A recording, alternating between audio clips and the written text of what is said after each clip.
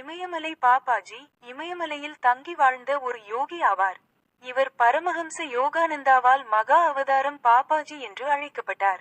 இவர்தான் லாஹிரி மகாசயாவுக்கு கிரியா யோகா கற்பித்தவர் என்று கூறப்படுகிறது.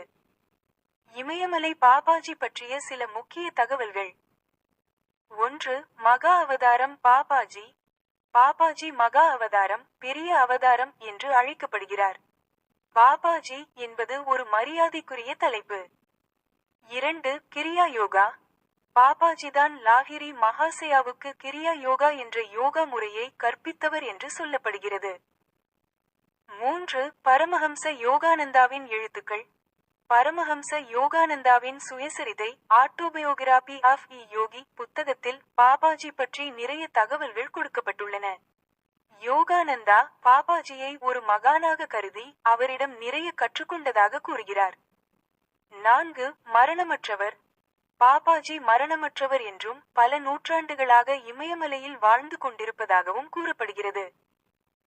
மற்றும் 5. ரஜினிகாந்த். பாபாஜியின் தீவிர பக்தரான ரஜினிகாந்த் பாபாஜி பற்றிய ஒரு திரைப்படத்தையும் தயாரித்துள்ளார் அக்கார்டிங் டு விக்கிபீடியா.